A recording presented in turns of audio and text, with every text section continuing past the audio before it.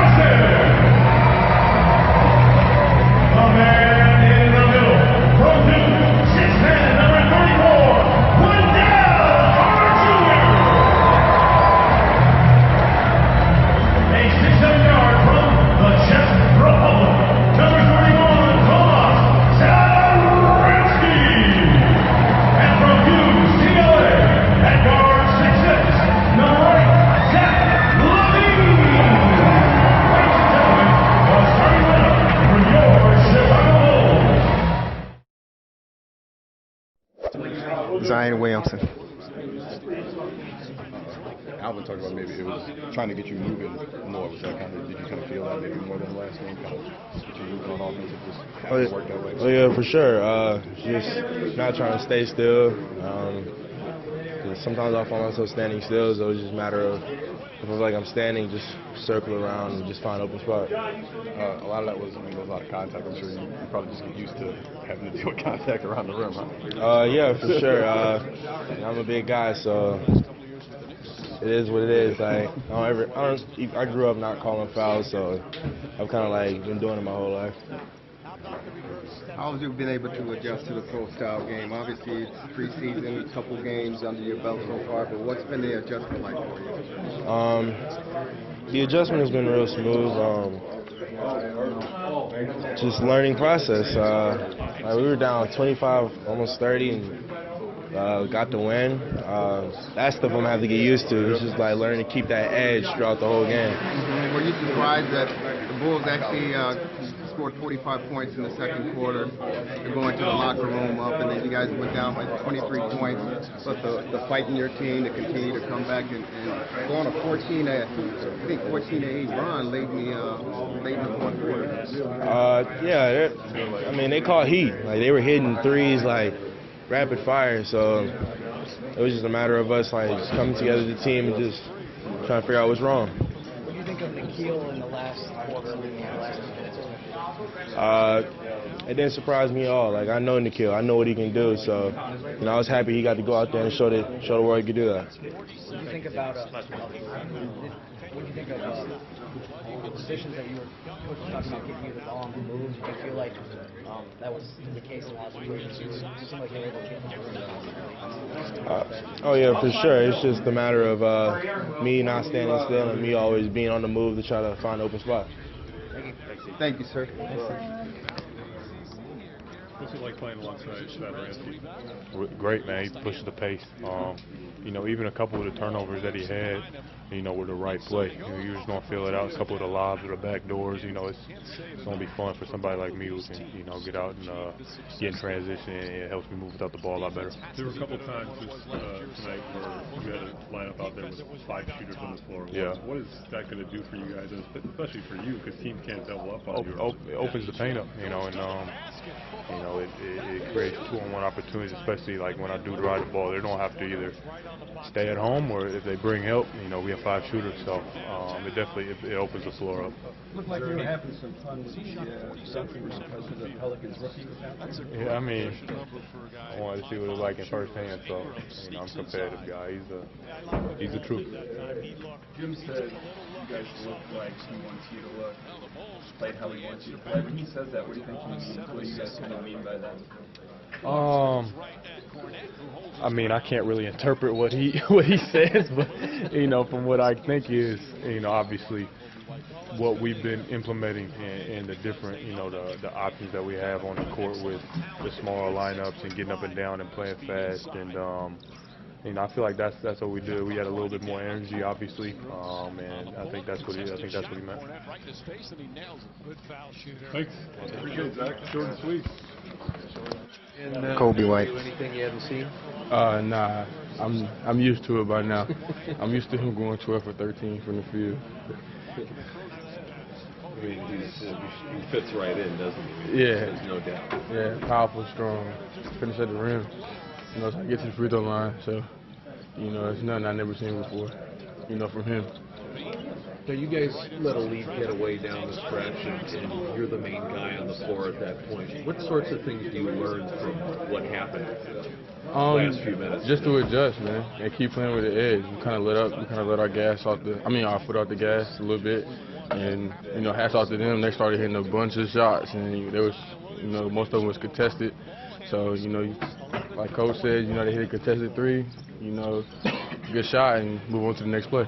On the plus, though, the ball movement, especially first 3 quarters, you had to love that. Yeah, we was very unselfish tonight, and you see, you know, when we're playing unselfish and everybody's sharing the ball, you see what we can do. You know, we went up by 20, so, you know, just playing unselfish, like what Coach preaches, you know, don't dribble the ball too much, just play unselfish and get everybody involved. And, you know, I think the ball finds energy, you know, when you're moving it, it finds its way in the basket. Coach said the last place. Anything happened in particular? It was just, he said look for the cut too, also. So I think I was kind of overthinking it. You know, I stepped in, the kill with space guarding me, so I gave him a little jab and tried to go back door and see if Felicio could get it to me because nobody was in help. Everybody was hugging their man. He couldn't get it to me, so, you know, things happen. Like I said, it's a learning process, man. I'm here to learn, and that's it. You know, got to move on. We got another game Friday, another preseason game Friday against a good team in Indiana. So we got to get prepared for that. Kobe, you were part of guard combinations, and there were a lot of different lineups. What did you learn from that, and how do you think that helped with all the combinations that you saw? It just shows how versatile this team is. You know, we had at one point, like I think as that, we had like 5 shooters on the court, and it was, you know, I feel like that first 3 quarters, whatever combination we had out there was clicking. So.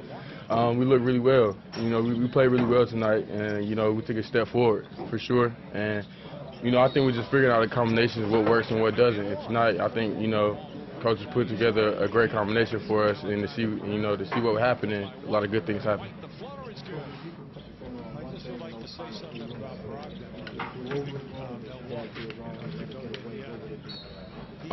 Just playing better team defense. You know, playing better team defense. And the last play was drawn up for me. I got to go get the ball. Simple. I got to go get the ball. So, like I said, you know, you learn from it. You know, you learn from it. So, you know, I'm not blaming it on I'm young, you know, but, you know, I just got into the league and, you know, I'm not making excuses for myself. So that's on me. That's my fault. I should have went and got the ball. Thanks. Appreciate it, brother. Thank you. Appreciate it.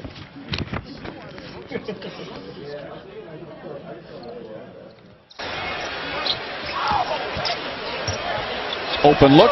Nice. Valentine. Oh, nice. That was the first one. Josh Hart gets inside, flips it up and in. You score that points with that type of efficiency.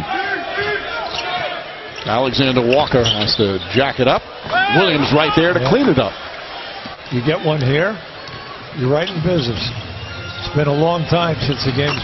There it is. Jackson steps into the 3. Jackson's come off the bench. He's got now 12 points. Trying to make the comeback. Okafor.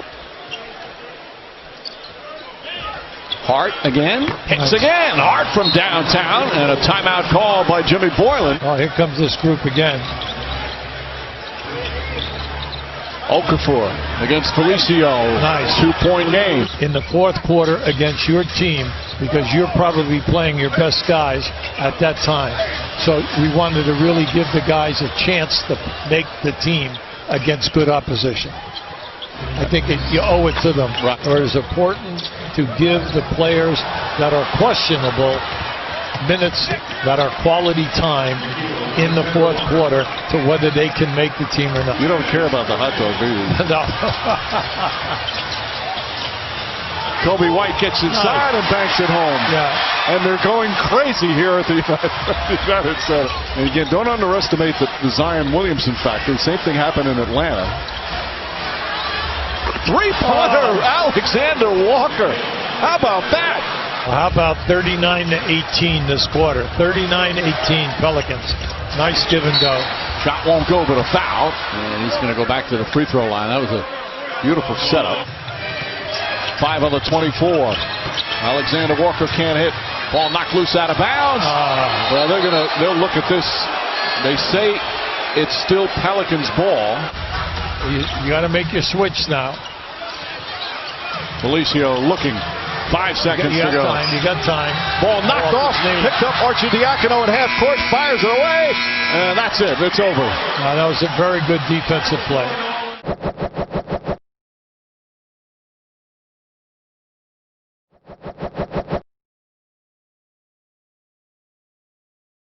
To a good start with the scoring. I think it was 15 first quarter points Monday, 12 tonight. Seeing in the first quarter, trying to get your team off to a good start. Just letting the game come to me. You know, we need to have fast first quarter starts. Our benches always helped us out. So going out there and doing my part. I just was a lot more aggressive in the second half. I was upset with myself. I had 20 in the first and ended with 20 last game. So like that's, for me, I think that's unacceptable. You know, I got to be more aggressive. So I definitely wanted to do it today. How about getting them down and keeping them down, keeping the gas Yeah, on? yeah. I mean, that's we usually mess up with that, and you know, we finally figured it out today. You know, I think we should have had a couple more wins where we did that, but we let them back in the game. Multiple games, and finally we were able to take a little bit of a break. So we got to do more of it. How much fun are those perfect nights from the three-point stripe? I mean, I don't know if I have one before, but I get it going, and I want to stay that way. Would you consider like this kind of almost like a perfect game for you guys? The defensive job KD did, you probably 3, Lowry 20. Yeah, I mean it's finally all got put together. Like you said, Chris has been taking on the challenge like last 4 games. I think he's held his opponent like at least 5 to 7 points under his average. So whenever we played him, especially after that first big game, it's been real quiet. Larry did his thing. The bench came in, did their thing. Zell came in, made 4 straight, like freaking free throw line floaters. So I think it was meant to be a good game. Zach, personally, how much did you need a night like tonight where you didn't have to come back in late? And I think the last 6 games you had been averaging like 36 minutes. Tonight you're at 26. How much did you need that? I mean, it feels good. Like I said, you want to have wins like that. It does good for the team, and obviously for the body. So. I'm excited. I was more excited about us just being able to keep the gas on and not have, like you said, not having to come back in, because we played a full game and we wanted to deserve it. Coach has been talking about you guys have been close, very close. Continue to develop, work hard. You're getting close. You guys got it done tonight. Yeah, I mean, is this something you guys can consistently do moving forward? I mean, that's what we've been trying to put together. I think even though we've had our losses, we've been competing in every game. We've had stretches where we look really good and we look like the better team, but we're coming out with the losses. So, it's 1 or 2 stretches throughout a game that decide a game sometimes. And during those moments, we have to learn how to turn it on. And today, in the third quarter, we came out first 5 minutes, we did our thing, and kept it up for the rest of the third and coasted. So, I don't think every game's gonna be like this, obviously, but I think we need to have more of them to where we are able to. Hold the lead going into the fourth quarter and to the end of the game. Right. Given that it's like a third of the way into the season, is there a feeling of like, hey, it's now or never for us to get going on this and find success? I mean, I was saying that earlier. You don't want to. Our first like 5 games that we lost, like you don't want to lose the games that you go in expecting to win. You expect to win every game, but obviously there don't be tougher ones and things like that. But you don't wanna give up just win. So each game you go into is pivotal, but like you said, it's at the point in the season now where you don't want to start piling them up at the wrong time, and then you get a little washed away. So we're going to be competitive each and every night. We're going to go out and do our thing. We're still have the same goals set. It's just going to be a little bit harder, and we have to lock in a little bit more. Zach Tree's not an easy guy for anyone to defend. What did you see out of Chris that made him effective? I mean, he's a ball hog. Like I said, the last 5 games, he's been holding his opponent under 5 points under, 6 points under his average. He's going to make it tough on him. I think the dude can, mess around, be a first-team all-defensive player, second-team all-defensive player. But, like I said, we just got to get the wins to do it. I said that from the get-go. Everybody, eats off of winning. So the more we start winning, the more recognition, the team and individual will start getting. But, out of defenders, I draw number 1 assignment. I get to play against him every day in practice, so it helps me out. So he's top-notch. That teardrop floor that Denzel has, is there a name for that? He got old man's game, so that's what it is. He's real crafty. I think he knows going into the paint and trying to jump over somebody isn't his forte, but that's a high skill, high degree shot. Like I cannot do that. I'm not even going to attempt to do it, but he knocked down 4 of them, and that's consistent. He can do that. When he plays, he brings a high level IQ into the game. He can space the floor, he can pass. He played point guard at college. Obviously, you guys know that. So, we love having him out there and, continue to put him back in that rotation. It's been good for us. Yeah, it seems like he's been playing well off the gap. Yeah, he knows how to play that 2-man game, throw the lob. He's good with the ball in his hand. And, obviously, he's a threat, from deep. So, we need to continue to, have him take command of that second unit a little bit, him and Kobe. Floater get like a special waiver for mid-range shots? Yeah, I think whatever works, man. Whatever the best shot in the possession, that's what I go with. You guys see me shoot my mid-range still, so it might be the best shot in the possession. I'm gonna take it. Thank you, Zach. Thank you, bro. Yep. You know my city. Goldsboro, baby. You know my city.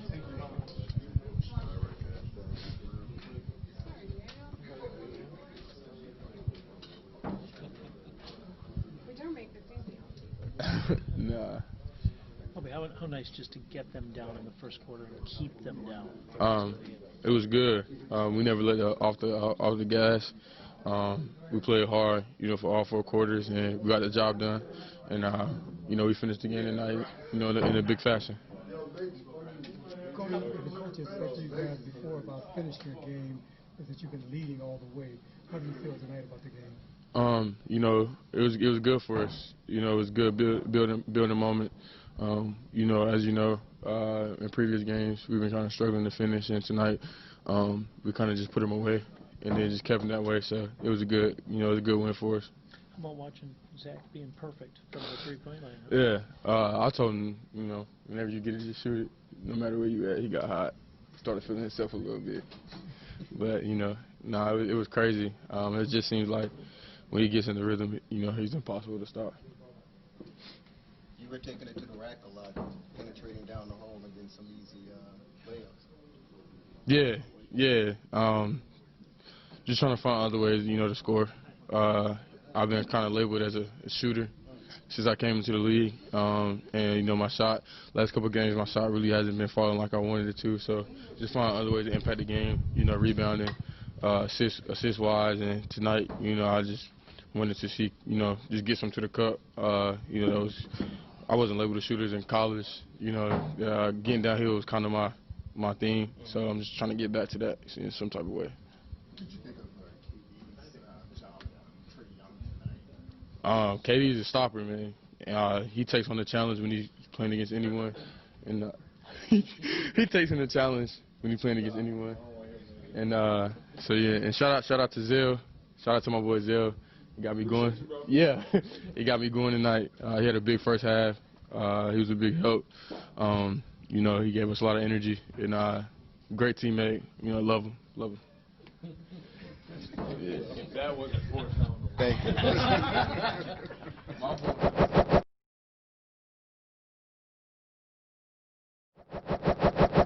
don't know if figuring it out is the right word, but you're 2 close games against good teams, big win tonight. You're starting to play your best ball, you think? I don't think we even there yet, playing our best ball, but we're definitely, building our chemistry, getting the gel right. I think the biggest thing is just going out there, keep competing. We had a lot of close games these past couple of days, and, it didn't go in our favor. Happy to get a win here. We got to get a win versus Hornets Friday. The defense is trending up. You guys were sixth coming into tonight, sixth in the league in D rating the last 2 weeks. That kind of coincides with you jumping into the starting lineup. How much ownership do you take over that? How much pride is there? Oh, everybody knows this team. I take a lot of pride in my defense. I try to anchor it, and then I got a big fella behind me, went down in the back, who's going to help me out too also. And, I think my defensive energy allows everybody else to, put their hard hat on and guard too. You guys had the 4 overtime classic against the Hawks last year. I think Trey got ejected the next game here. Is it fair to say you're more motivated to face him than other people, or are you going to use everyone's the same line on it? Nah, not at all. Not at all. It's part of the game. I'm guarding the best player. I'm motivated for all of them. That's what I want. I want the best player. I want to see what I got. I like the competitiveness of it. Like last game, Jimmy. I wanted that. Next game is going to be Devontae or Terry Rozier. The next game, I'm telling Coach, I want Kawhi Leonard and Paul George. I want that. I want to take it head on. Pierce was talking about you specifically before the game, saying that they knew you were going to bring physicality, but they're going to try to counter that with his quickness, with drawing you out on like long threes so he can attack the rim. Did you sense that they were trying to do anything differently against you? Yeah. I think they actually did a good job. They generated a lot of open shots. I think credit our defense. We just brought it today. Basically.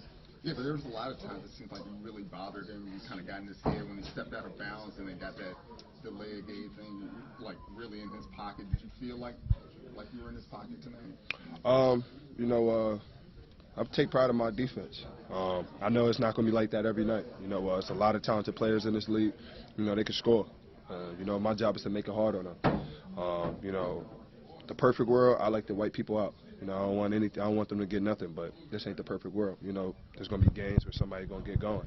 But for now, my job is to take people out. Do you feel fully settled into your role now from how it's changed from last year to this year? I'm just going with the flow. Whatever the coaching staff need from me, the team needs from me, I'm going to go out there and do it. I tell people this all the time. I'm an Army Swiss knife. I can do a little bit of everything, so I'm not worried about, where you put me on the floor. I'm a hooper. I'm going to go out there and hoop. I know you'll take wins anytime. Was it important to get a complete game win, essentially, at this point of the year? Absolutely. It builds energy, motivation, going into the next game.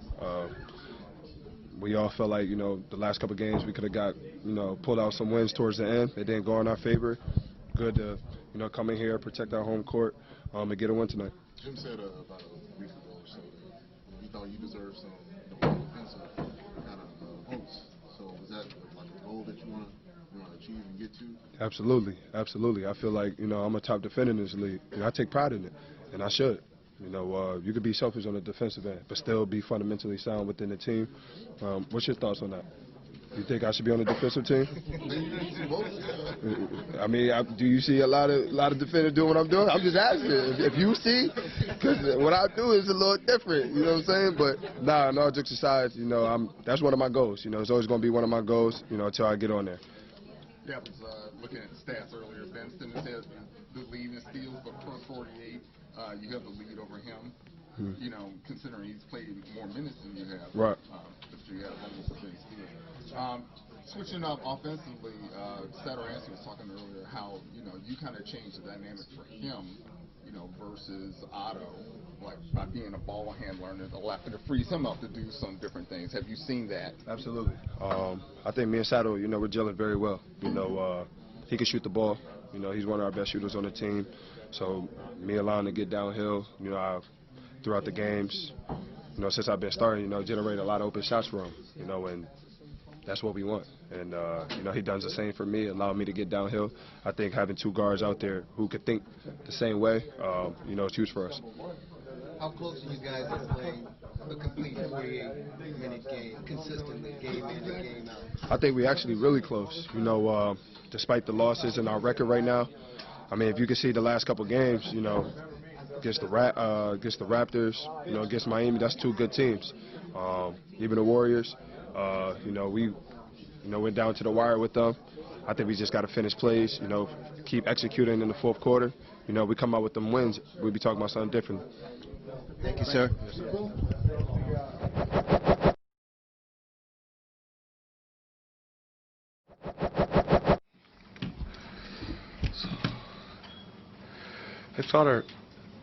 I thought their starting unit came out and their physicality, their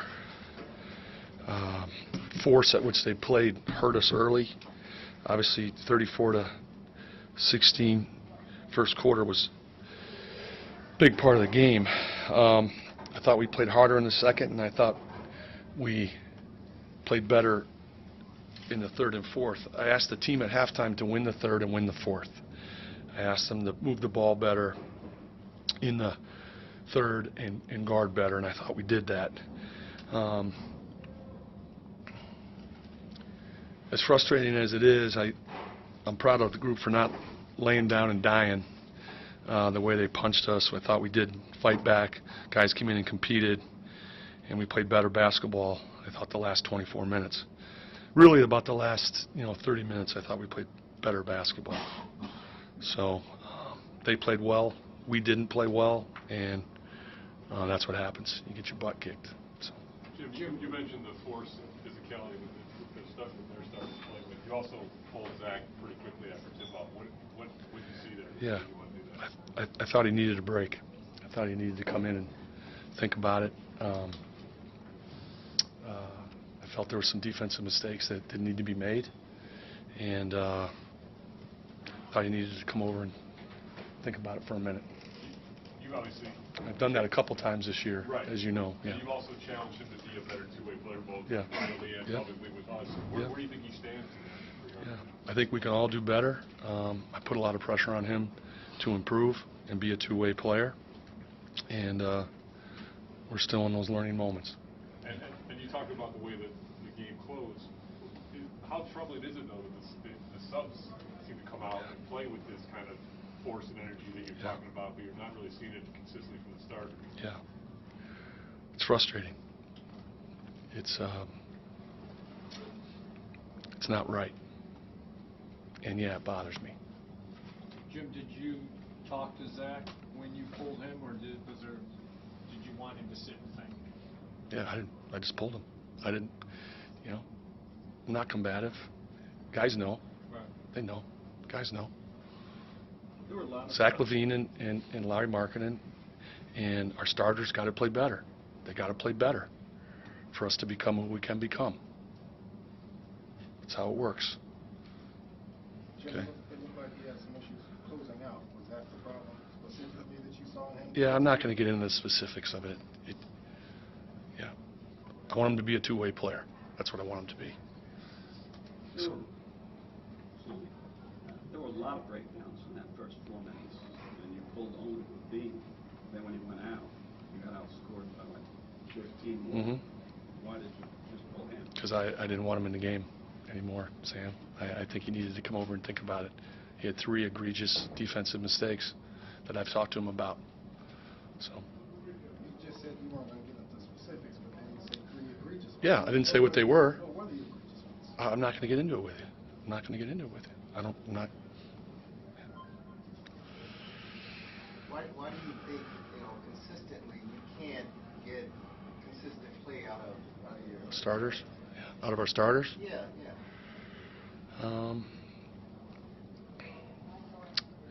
I mean, you could point to many things. Edge, physical toughness, competitiveness. We miss shots, and I think we get a little down. We had some really good looks in the first half we missed. Isn't that something, as starters, they should bring to the floor Yeah, every night, yeah, especially, yeah. Coming off of the victory you had. Yeah, played hard against Detroit. We played hard. Our defense has been really good, and yeah, so. You had some games recently where you indicated that you might finish with different guys, and are you contemplating any changes to the start with some guys? I'll process it and think about it. You know, I don't think it's wise to talk about those things after a game like this. Pretty, you know, it's emotional time. What did you see in Valentine? I hadn't really played. Yeah, I thought he came in and competed. I thought he got into it defensively. I thought he was communicating. It was great. Did he get in rotation now? We'll see. I mean, we'll see, Sam. Yeah, we'll see. Jim, when the better players on the team aren't bringing that consistent effort on a night-to-night basis, how difficult is it to set that culture that you're going and have outings like this?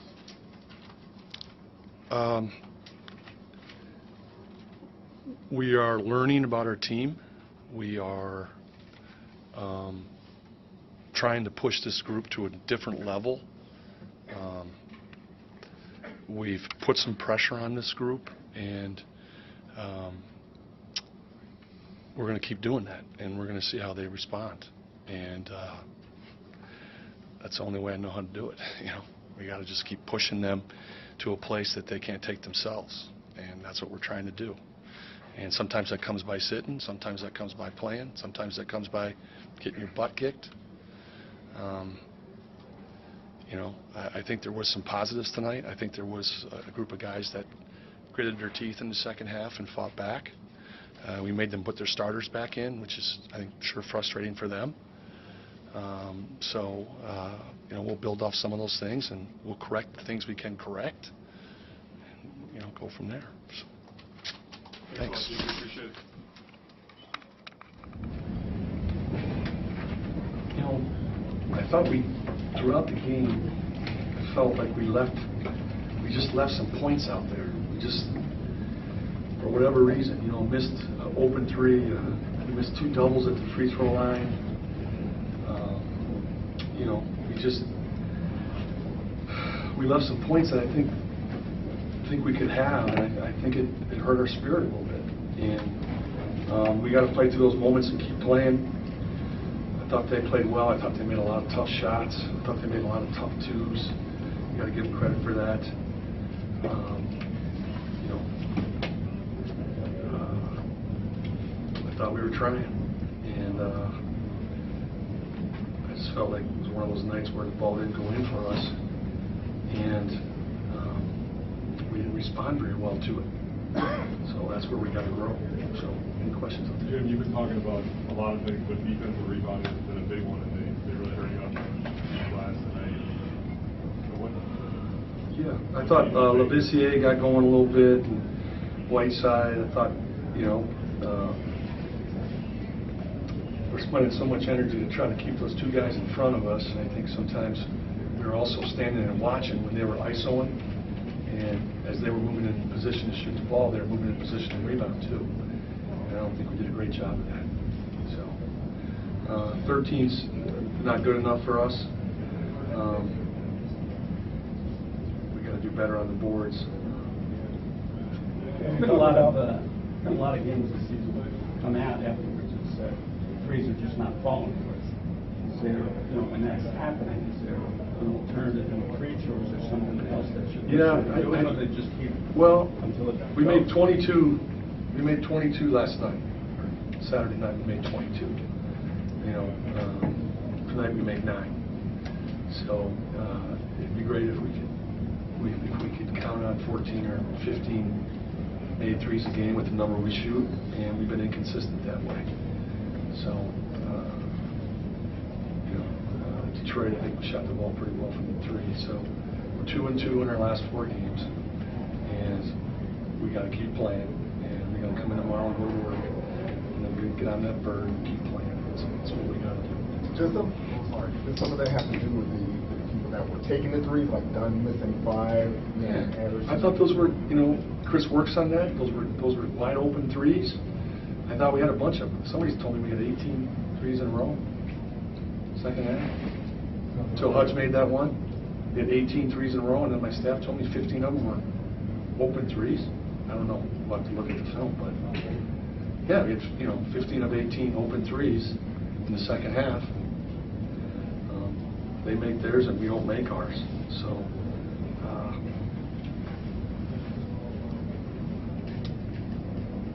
I like my group. They're disappointed that we didn't play better. just going to come in and go to work tomorrow and grow. Jim, you talked about Melo this morning, so obviously it's not a surprise when you did. You got a lot of respect for him, obviously. What did you see from him? Like, well, I think he made threes. He's shooting 30% from the three, and he made 4. He goes 4 for 7 today. So that happens sometimes. Obviously he's a monster in the post, but when he makes threes, it's a whole other issue. So you got to give him credit for that. We paid him. I think he likes playing in his building, to be honest with you. He's had a lot of really good performances here since I've been here. Speaking of this building, before the season, there's a lot of talk about we've got to establish our home court. We have to be. Teams come in here, they know. And there have been a number of relatively flat performances in this game. What do you see? Yeah, I don't think we were flat tonight, Sam. I don't think we played well. I don't think we were flat. I didn't feel that tonight. Well, during the game, we got flat. Yeah, it did. It did. I think the inability to make shots. Like I said, we missed 5 dunks. We missed 2 double at the free throw line.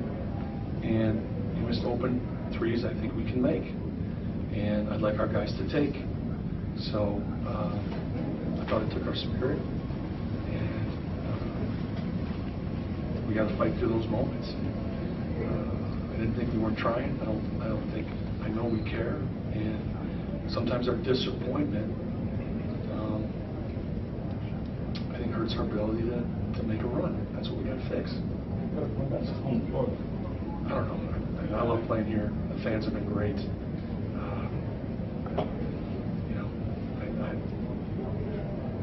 I think it's a great place to play. I think we've got the best fans in the league. I get a lot of positives from people in this building, so I don't feel very good. Jim, I do you like what you saw from Philadelphia? Yeah, I mean, Zach got 3. We were struggling to shoot the ball, and put that zone. He came in and he made a 3, he made a 2. He's talking, he's communicating. I was happy with that. He came off against Miami and played well, and you look at those moments, and he's practiced well, and it was great. Zach hit 3 was part of that, and the fact we weren't making shots was part of that. And I think where we struggled a little bit too is we had an offensive lineup on the floor that didn't guard real well, and then we had a defensive lineup on the floor that didn't shoot real well. So we were stuck in the middle tonight a little bit, which happens. And I was glad Hutch got some minutes. We'll build off that too. Actually, you say you don't focus on shot attempts, and I know we've been asking a lot about Lowry, but it looked like in that first half he was kind of finding a little bit of who he is, that he gets only 2 shots in the second half. Yeah. Well, his minutes weren't the same in the second half. His minutes weren't the same. So, but yeah, I'd like him to play 32 to 34 minutes, and I'd like him to take more shots than he got tonight. So that's how I think he's. That's how I think about it. You got to win a couple road games coming right up, or else you'll get into December without having won consecutive games. Just hearing that, is that in itself disappointing? I'm sorry. If you don't win the next 2 games, you'll get into December without having had a winning streak of any size to date. Is that in itself disappointing?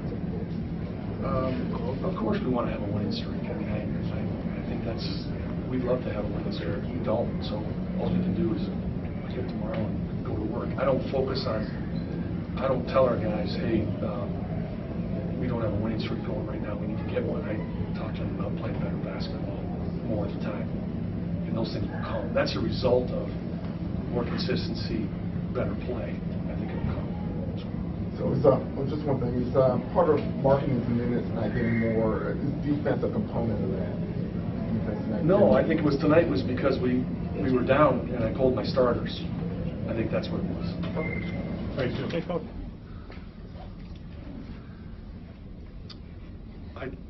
I love the way we played the last 2 nights.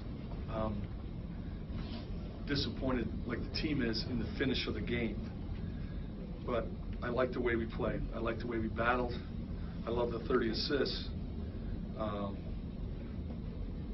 I thought the difference in the game was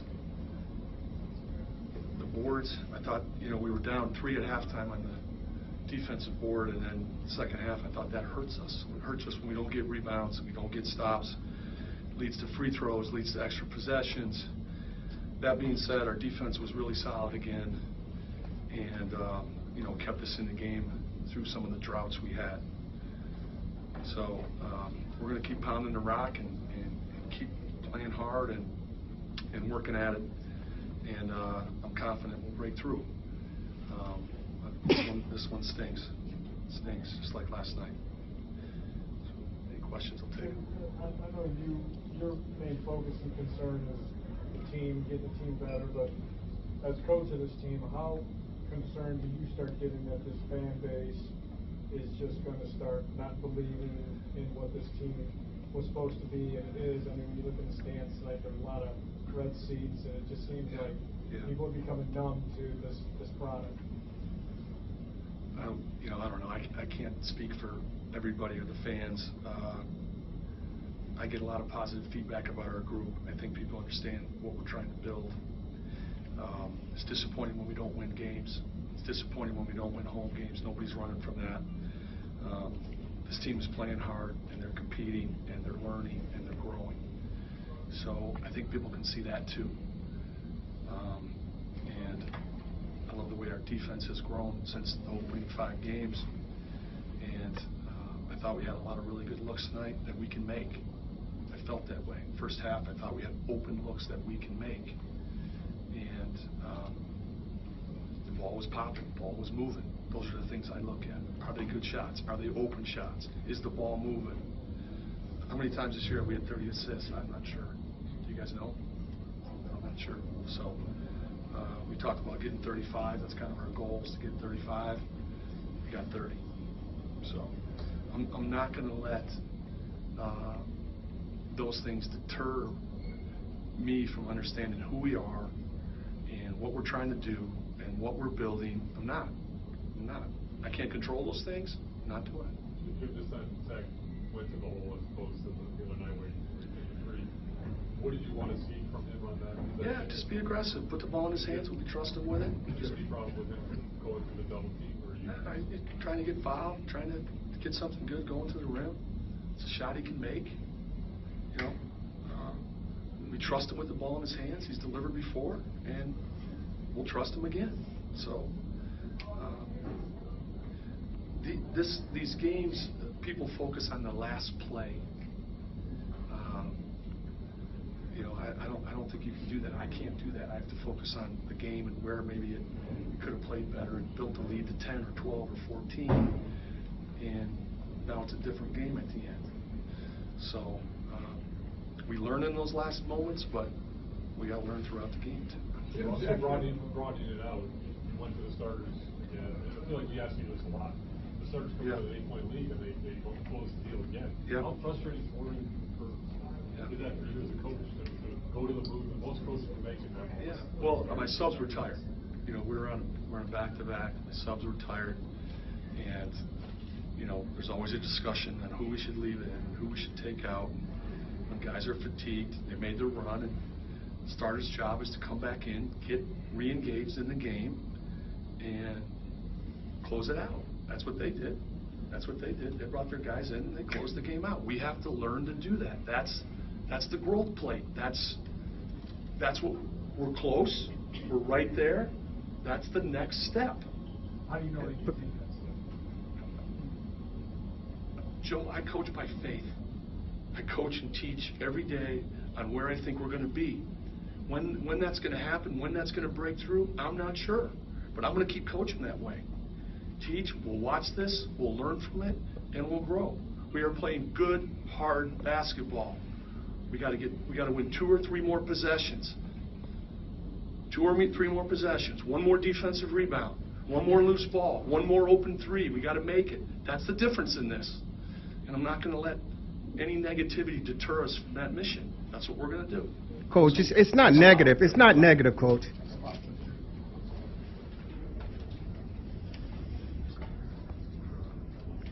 You know, I thought Zach's efficiency obviously is just unbelievable. Efficient game for him. I think KD takes the challenge and has great respect for Young. Tries to fight him all over the floor. So I thought those were two huge parts of the game. Zach playing the way he played, and KD trying to stay in front of Trae Young and just try to make it difficult for him. As good as he is, we've talked about our goal of a 35 assist game. We had 30 the other night and 32 tonight, so we're growing towards that. I like the turnovers forced, and I like winning the boards. So I still think we need to improve on defending without fouling and our close contest. So, any questions?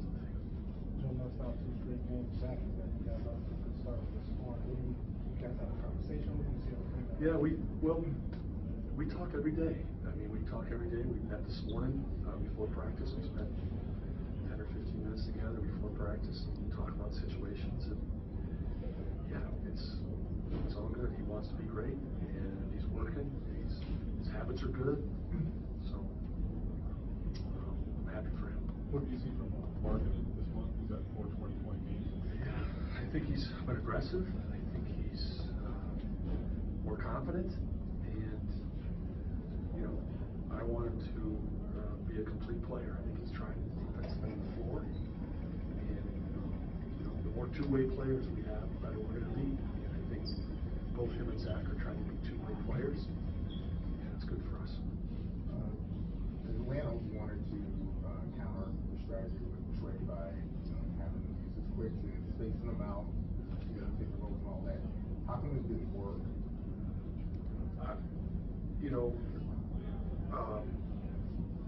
I'd have to look at the film exactly why it didn't work. I thought we tried to make it difficult on him. They put shooting around him, and he had 7 assists in the first half, so I didn't feel like, although maybe he didn't score as much in the first half, I didn't feel like he did a very good job on it, because I thought he was spraying it. I thought he had windows to see, and I was concerned about it. So the second half, I thought we did a better job of closing down those windows and making him go to his second, third, and fourth option. I thought in the first half he kind of had that first option out of our black defense. So he's a good player, man. But KD's a good player too. KD's a top level defender in this league. Jim, did you feel like this is the first game this year where you guys took care of business on a night that you were supposed to take care of business? Yes, sir. Yeah, I do. I just told John that in my office. I just said,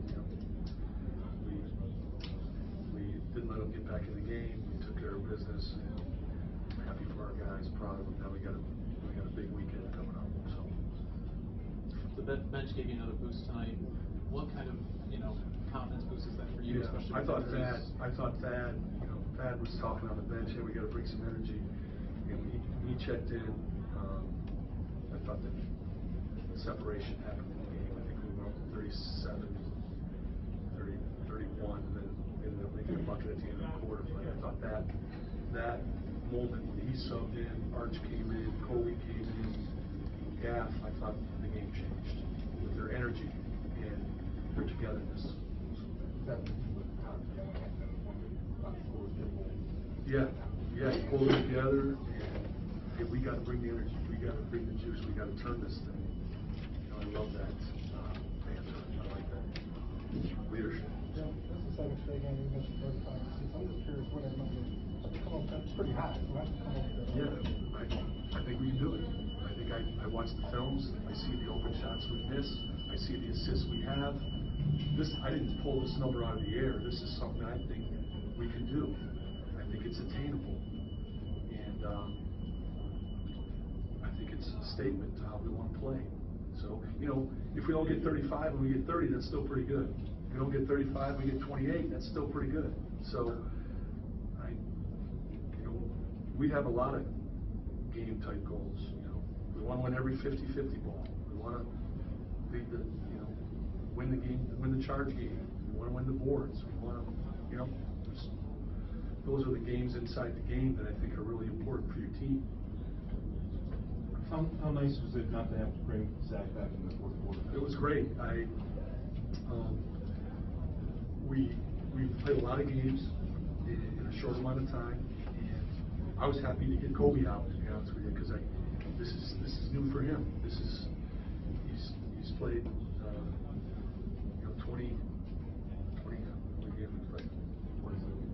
26 games. He's played 26 games already, and it's December 12th. So I was happy to get him out. I was happy to have him out. So we'll practice tomorrow, and we'll get ready for this back-to-back, and then we got to take a trip. Is that pretty cool? They got off to a 13-0 start, and they made shots we didn't. They got off to a good start. You were obviously pulled pretty early there. Did Jim tell you why? I don't know. It's just I guess I was the blame for it, So I got pulled early before by him. I guess that's just his thing to do. I got to take it with stride. I'm not the coach. What did he say I get pulled for? He said you made 3 egregious defensive mistakes. Zach LaVine's, got 13 points scored on him, I guess, or, it was a starting 5, I don't remember. So I thought I did, I thought I was trying to do my job out there. So, I got to take it with stride, and like I said, I can't do anything about that. I just got to control what I can control. I can't control my minutes. Right. Do you feel in a situation like that, though, that you may be getting singled out? If you don't just pull me, yeah, for sure. But, that's not my decision. Right. Zach, do you know what the 3 egregious, as he called them, mistakes were? I remember looking at them. I don't remember seeing 3 egregious mistakes. I think I was supposed to show on one, and I didn't. I told him to, because Jimmy usually doesn't set screens. He slips out of them. So I didn't want to show and have him, cut right to the basket. But they told me to show, so I didn't show. The other 2, I don't know. Did you communicate that? Yeah, but to the coach? Yeah, that's you have conversation with him, but he thinks that I had 3 egregious defensive mistakes. That's on him. He can make his own opinion on that. Were you, now that you've been told that, and he probably would communicate that to you on the flight or what have you, do you feel like it's something you guys will talk out? How does that usually happen when Jim does something like that? Because it's happened other times this season. I tell him how I feel. He tells me how he feels. And I can't really let that try to affect my game because I still got the rest of the game to play. So I'll have to talk to him after the game about it. See what we have to talk about. Zach, there looked like 2 closeouts that I saw. One, Jimmy in the corner with a shot. Maybe had a miscommunication, and then one where Kendrick Nunn had the corner or the wing 3-pointer. Yeah. Where it looked like you had Jimmy coming down the lane, and maybe you and Laurie had a miscommunication. Yeah. What happened on those 2? Like you said, miscommunications. I try to talk early. The one, especially the one with the old Kendrick Nunn. I had to protect the paint. So you ain't just trying to give up a transition layup. Once you call that man. It's going to be hard to play, 2 people. I'll have to look at the second one, the one with Jimmy in the corner. I think we got messed up on a switch. He called switch, I didn't respond to it, or he called switch and he didn't respond to it, one of the 2. And he got an open 3, but I think he airballed that one, right? So. Zach, you're a team player, obviously, and you care about winning, but just getting off that for a second, individually, how frustrating has this season been for you so far? It's been tough. We all out of rhythm, and we're trying to find it. I think that's the main thing, and then we're obviously trying to win. I think we're a really good team, and we have some things we got to make up and continue to get better at, but we're just not there yet. How do you find a rhythm if your minutes are getting jacked around a little bit? It's tough. I had to like I said, get back locked in. And go from there. So, you can control what you can control. I think I did a good job for the rest of the game. Try to move the ball a little bit. I had a bad turnover in the second quarter where I spun into a double team. But besides that, I feel like whenever I drove the nail and people helped, I pitched the ball and got people open shots. So I'm trying to do what I can do to help. Zach, you obviously made some strong statements about defense and how people talk shit about it in the preseason. How would you evaluate where you are defensively now, where you feel like you need to do better on that end?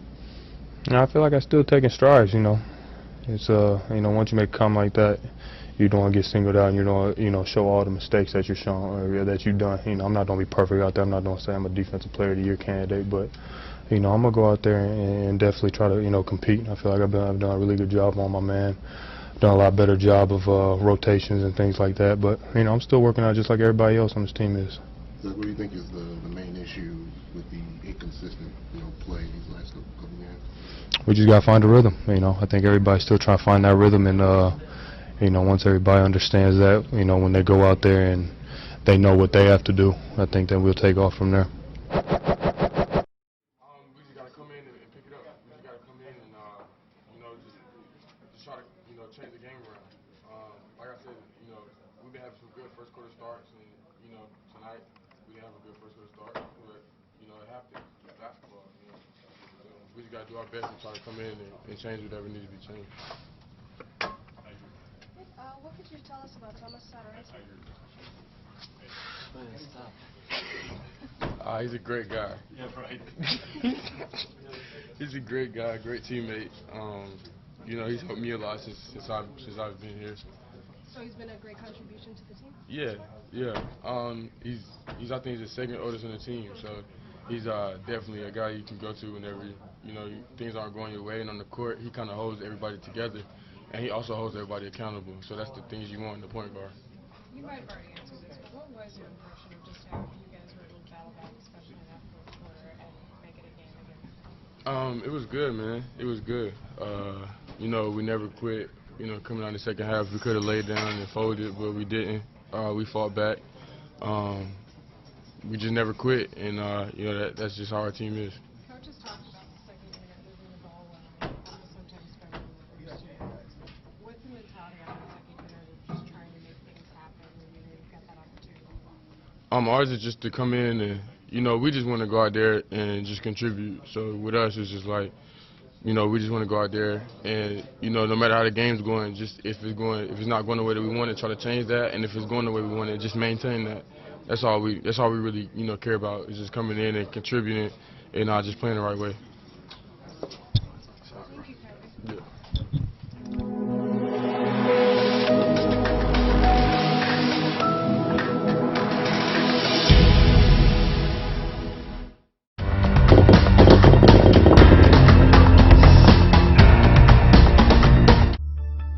Relax. Reset. Rejuvenate. Go to our link right now to restart your life. TheRewindSport60.com. What are you waiting for? Hope to see you soon. The Rewind Sport 60.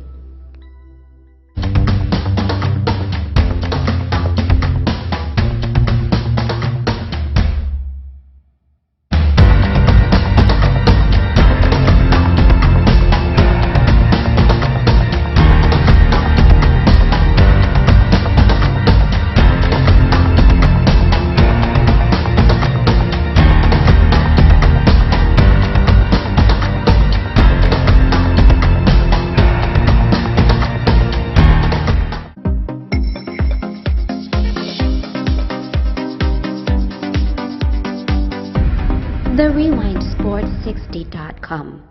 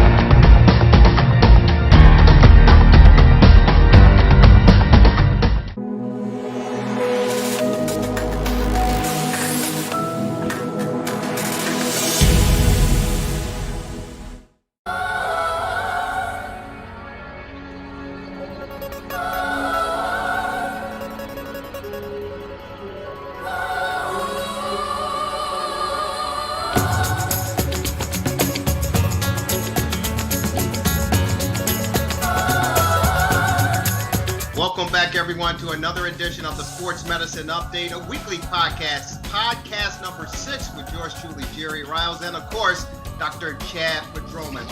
Doc, how are you? Jerry, I'm doing great. How about you? I'm doing fantastic. Chad Padroman is the president of Illinois Sports Medicine and Orthopedic Center. Does fantastic work talking about sports medicine and sports injuries. And if you have not had a chance to check out our podcast, our weekly podcast, you can definitely Google it and check us out on YouTube, Facebook, even on Twitch. Sometimes we're on there, but we're slowly but surely gaining ground and building up momentum and building up our base, and we want you to be a part of it. So, Doc, there's been so much going on in the world of sports. COVID-19, the coronavirus is all over the news, but in certain areas around the country, the numbers are continuing to spike and peak. Here in Illinois, where we're doing the podcast, we got to say kudos to Mayor Lori Lightfoot and the Governor Pritzker regarding maintaining the numbers and trying to keep them as steady and as low as they possibly can. Overall, the country has been on a roller coaster regarding the coronavirus and COVID-19, and it definitely has affected the sports world. We know that the NBA are down in Orlando at Disney World getting ready to resume their season that was abruptly ended back in March. We know that Major League Baseball have invited teams back to their respective cities and facilities to begin working out in anticipation of starting their regular season, albeit 60 games on July 23rd and 24th. National Hockey League is still trying to figure things out as far as moving forward. We know what happened with the WNBA, the National Football League, college football. The Ivy League said we're not going to play. So there's so much going on regarding COVID-19 and coronavirus. What's your speculation? My theory is I don't know if we're going to get past this, but I want to be positive and I want to be optimistic. Your thoughts on, let's take a look, first of all, at the National Basketball Association down in the bubble, trying to move forward and get the rest of the season and the playoffs underway. Yeah, I think I see the glass is half full.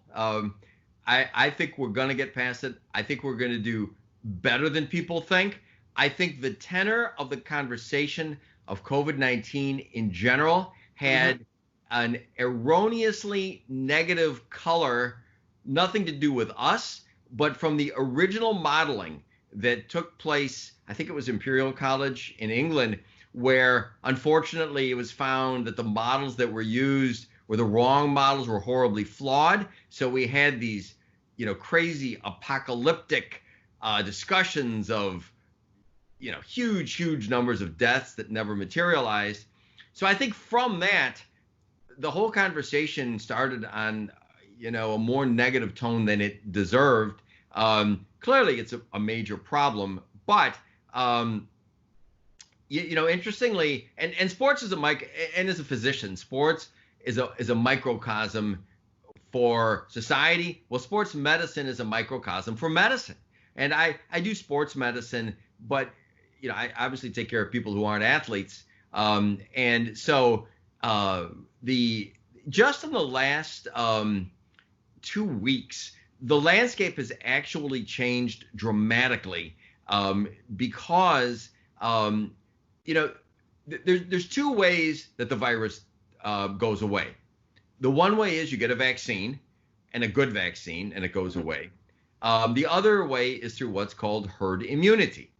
And so herd immunity is a process by which when a large enough percentage of the population gets infected and gets immunity, the virus doesn't have enough hosts and it kind of dies and goes away.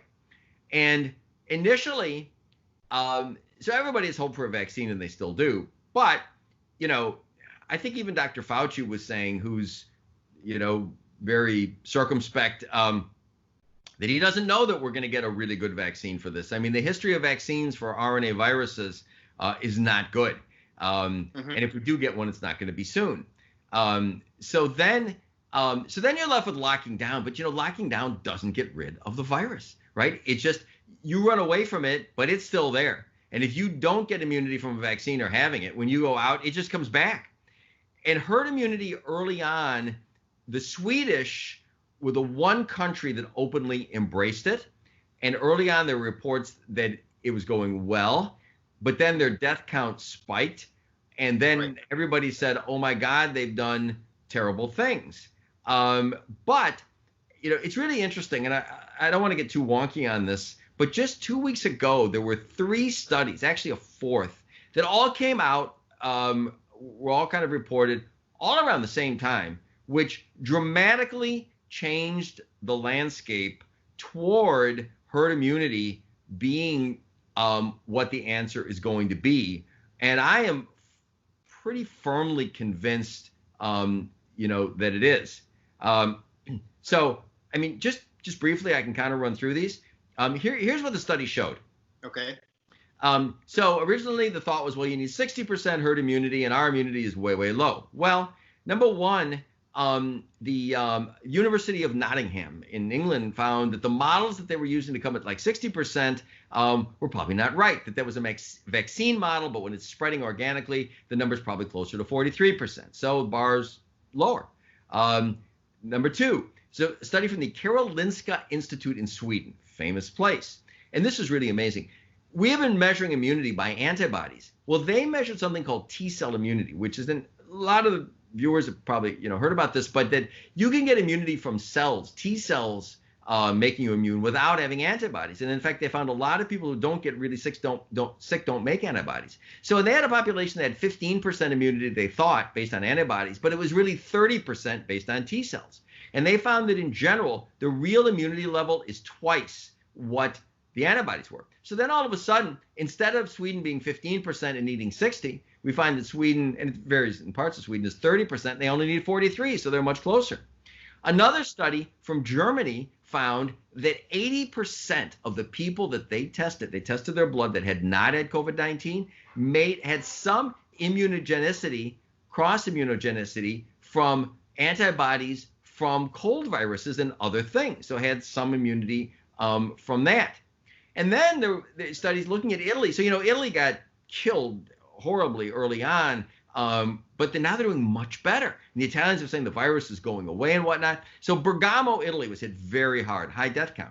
But even 6 weeks ago, they found the antibody rate of immunity was 57%, which means the overall immunity rate is probably over 90%. So the point I'm getting at is, it turns out that we are probably much closer to herd immunity than we thought all over the world, that the bar to get there is much less than we thought, that the virus doesn't seem as bad as it did. And then the final piece of the puzzle is when looking at death rates. So in Sweden, they had high death rate, right? But 88% of their deaths were in people over 70. Mm-hmm. And that's, they did not protect their nursing homes, which is key. Same thing happened in New York, where actually people, unfortunately, they made a miscalculation, and nursing homes were forced to take people with COVID-19 from hospitals. I mean, the people there meant well, but it turned out to be a horrible mistake. Mm-hmm. So that, if you look at this, New York and Florida have about the same number of people. Florida has 3,700 deaths. New York has 36,000 deaths, 10 times as many because of that. So the point I'm getting at is, if you look at the death rate in young, healthy people, it's a little, nobody's completely sure, but it looks like it's about the same as the flu. So you've got this combination of, we're more immune than we thought, you don't need it as much as you needed to get it, and young, healthy people stay very healthy. So I'm very encouraged by all of this. Well, it's good to hear you say that. I know the experts out there who would differ and argue against your points there. And in a layman's perspective, one death is too many deaths, regardless of the numbers. And when you make the comparison, when you talk about the flu, we do go through that, and we can talk about it, but we do go through the flu season. This is not the flu season, because we know we can expect, deaths that occur during that time. I heard numbers from as low as, 30 to 35,000, upwards to 200,000, during the flu season. Definitely the numbers can vary, but with this coronavirus and this COVID, it doesn't take any time off. And now we're seeing it's affecting the young folks, because initially we heard that statistically that it was those 60 plus that were more, vulnerable to this. And of course, if you're obese, heart conditions, high blood pressure, those type of ailments, you are at a higher risk. But now it is affecting, that we've seen statistically, the younger generation between the demographics of 25 to 34, to be fair about it. And you talk about herd immunity. I don't know if you heard about this. It happened last week. Boomer Esiason, who's on WFAN out of New York, said on a show that he got it from a few sources, the national, the collegiate ranks as far as football is concerned, that sources out of LSU, Clemson, and Alabama alluded to the fact that they wanted their players to get coronavirus now during the summertime so that they can get past it and be ready for football in the fall. Had you heard of that? And does that sound a little bit outlandish in saying something like that? Well, here's the thing. Had I heard about it? No. The thing I, don't like about it, depending on how it was done. So, I'm old enough to remember when I was a kid, a lot of these vaccinations were just getting developed. There were chickenpox parties, and people got chickenpox, mumps, measles, whatever, and you're encouraged to get it and get it over with, and you get good immunity from that, better, more sure than with a vaccine.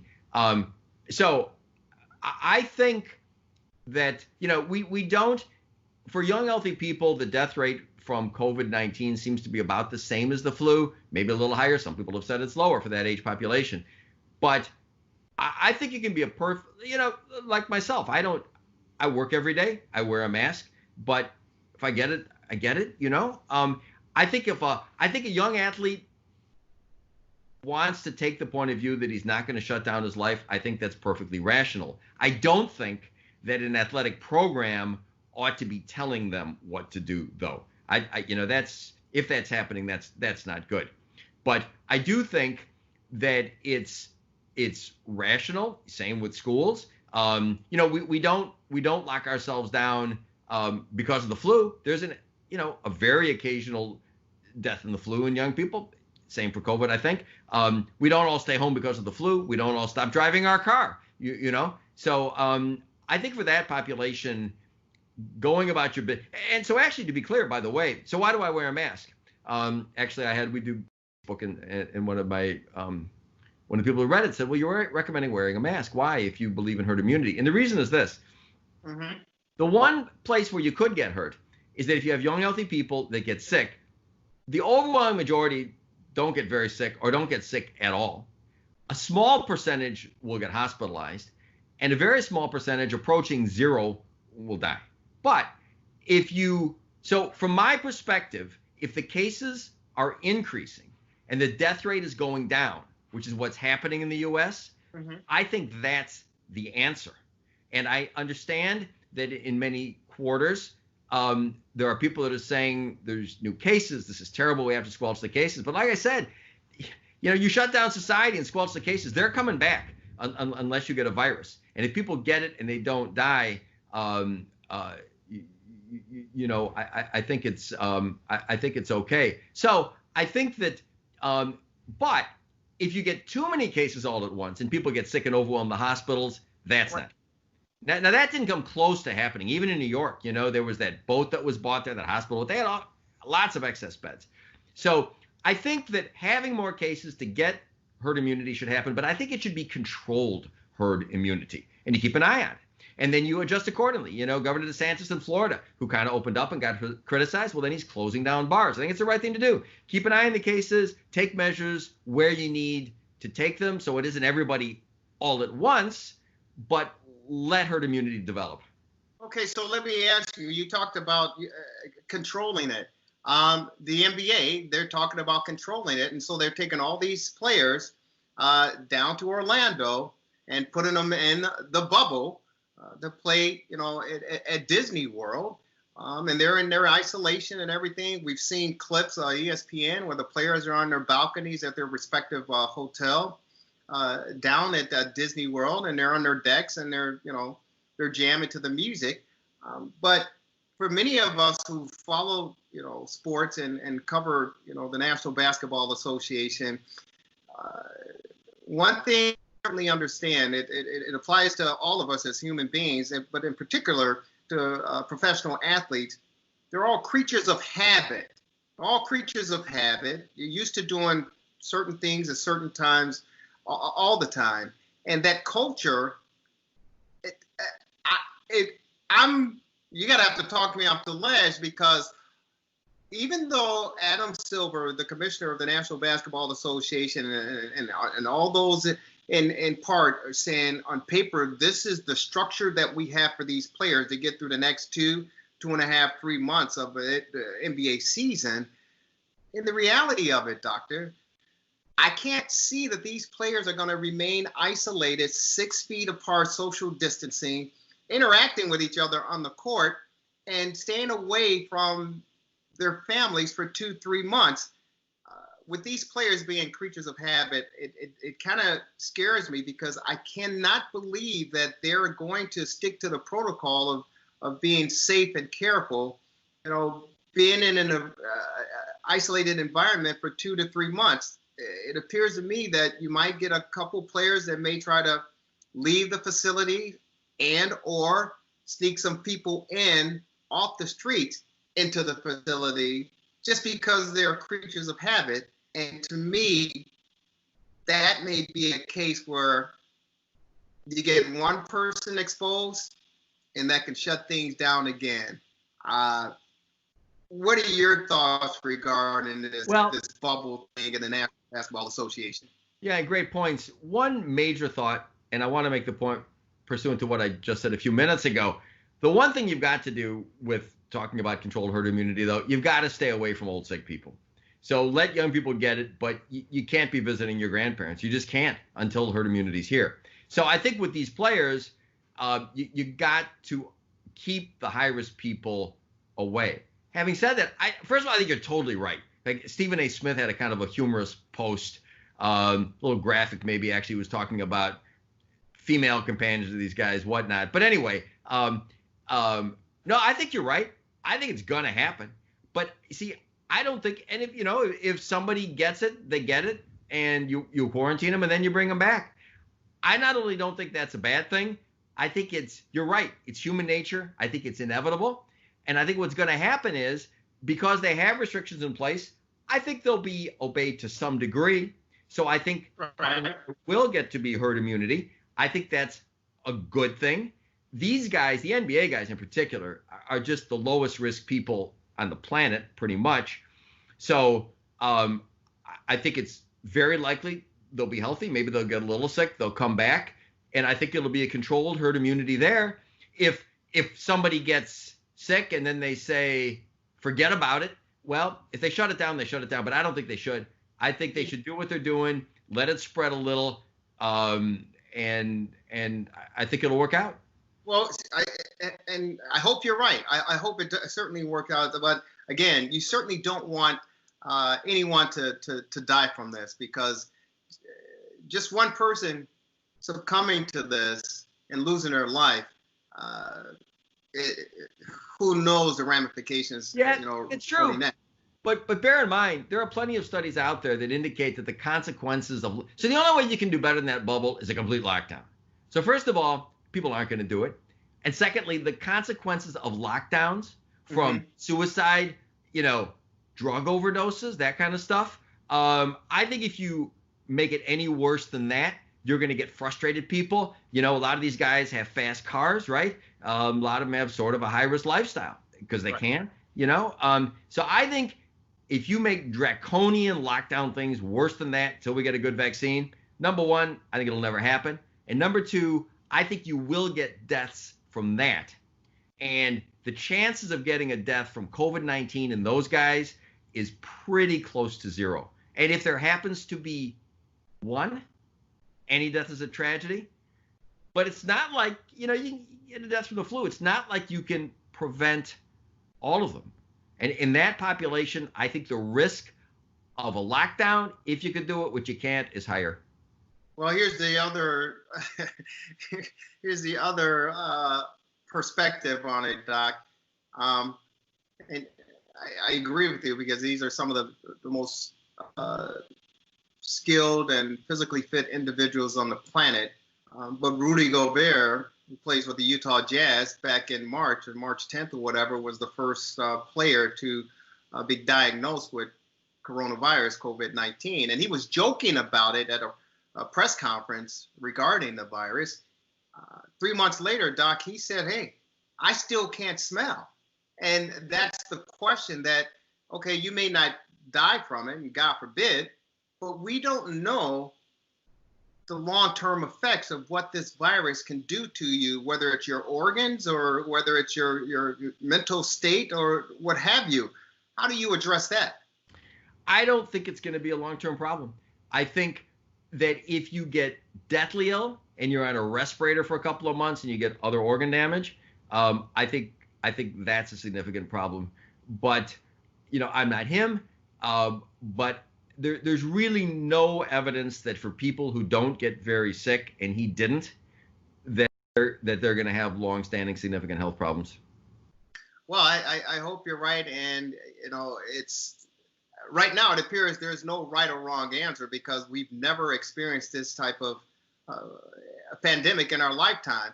We've read about it and we've heard in the past, but we've never lived through it and experienced it. And we thought at one particular time when it first hit the United States that, of course, like we been discussing, that it's affecting the elderly people. And now we're seeing that it's the young folks that are being affected by it as well. And let's just hope. I think it's better to be safe than sorry. And I think we're going to learn a lot in the next couple of weeks as far as the National Basketball Association is concerned regarding having one in this bubble. I do know that I think it was the Toronto Blue Jays up in Canada. This is how serious they're taking it, Doc. They're saying that if they find any of their players out on the street outside of the confined areas and try to get back, that the player is going to be fined $750,000 if they're fined out of the restricted area and not practicing, you know, social distancing. $750,000. That's a lot of cabbage. Yeah, and you know the nice thing about this, in a way, you mentioned a lot of disagreement, and there is. And one of the great things about America is that it's a pluralistic society. You know, you've got the NBA doing one thing, NFL doing something else, NHL doing something else, baseball. And, you know, how much better, I think, to be in the U.S. and our healthcare system is like this, too, where you could try different things and see what works, than to be in, you know, communist China or someplace else where one guy says we're going to do it this way and, you know, he's not right. So I think you're right. I think everything you said is interesting. The Blue Jays, yeah. I mean, if you want to get their attention with these guys, you got to toss around numbers like that. But like, as you said, we will all learn from what transpires.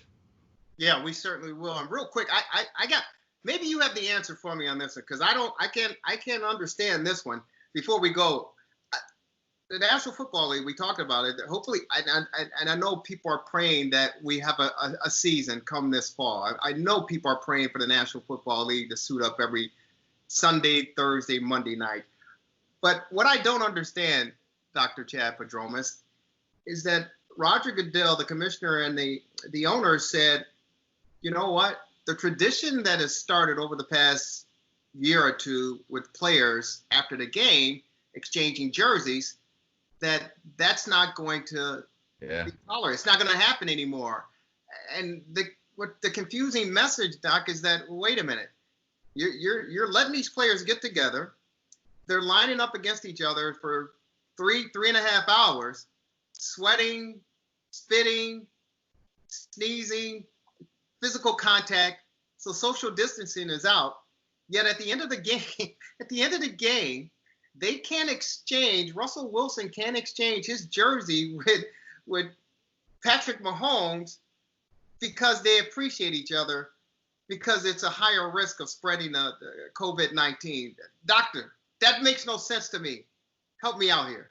Yeah, no, I couldn't agree with you more. And I mean, I guess they're trying to do the right thing, and maybe they think it's optics. And you've probably read a lot of players. Richard Sherman, the defensive back, wrote, and they're just saying just what you said. So, yeah, I think you just got to be careful to be consistent. And it's just, it's the thing. You just don't want to be making arbitrary restrictions without thinking them through. So I kind of have a feeling they're going to walk that one back. I don't know.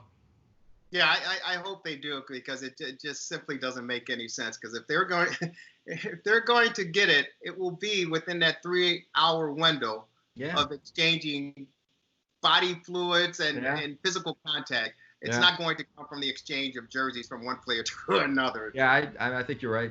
Yeah. Hey, Doc, it's always a pleasure. If anyone wants to get in contact with you, how do they find you? Phone number. Sorry. Yeah, go ahead.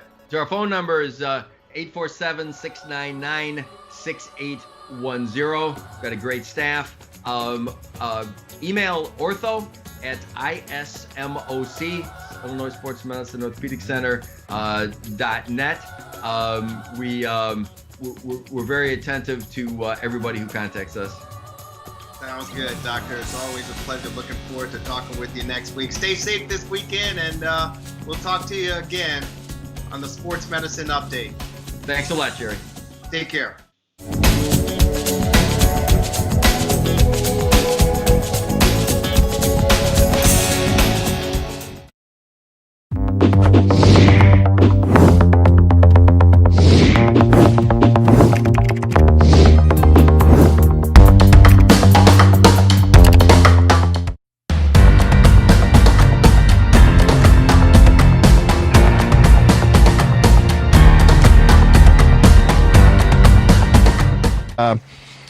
Larry Merchant, the longtime boxing commentator at HBO, and the reason we were inviting him on and wanted to talk with him was the fact that Iron Mike Tyson is talking about a comeback. Really?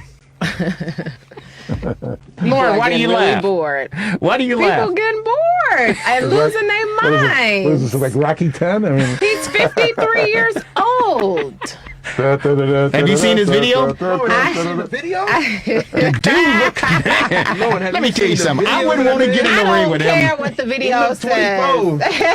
No, he doesn't look 24. That boy look 24 on them No, hands, he don't look 24. I wish you could play the video for the viewers. I'm looking at it right now. Yeah, see that video. Iron Mike Tyson. I don't care. Yeah, he said he wants to come back, and his body look good. He got me feeling young though.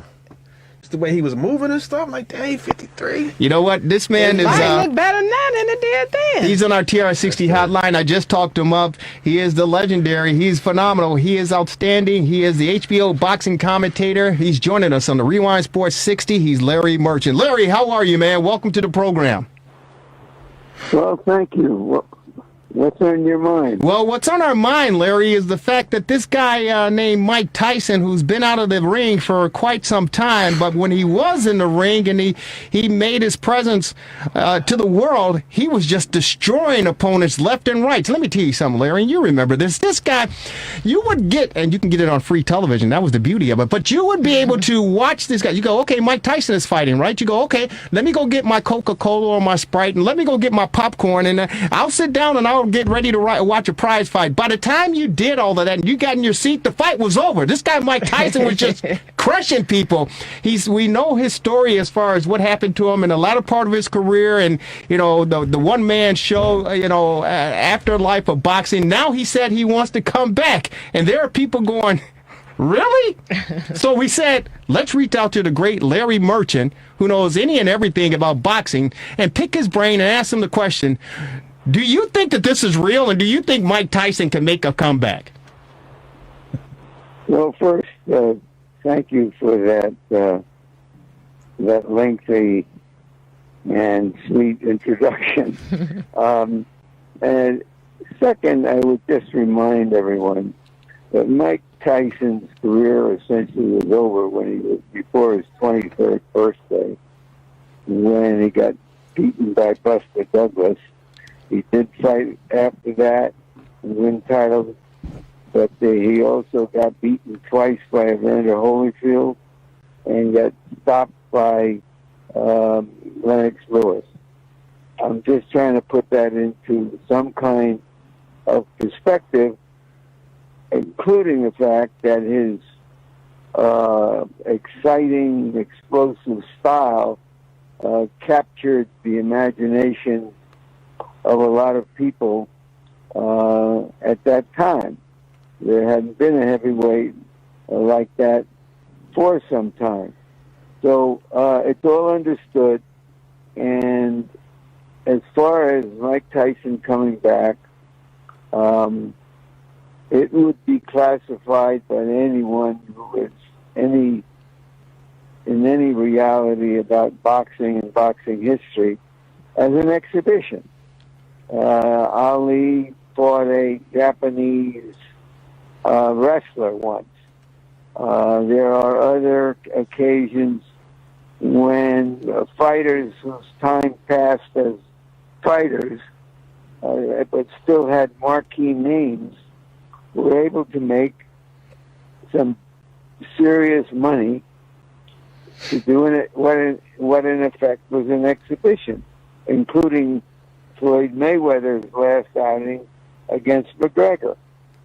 So if Mike Tyson is being offered enough money to put himself out there in some kind of a sparring session or against some mismatched opponent, some other 53-year-old or 10-year-old fighter, and he can make a quick buck, okay, I got no problem with that. Hey, this is Dan in the studio. It does sound like the final Rocky movie, maybe, where he fought an exhibition match.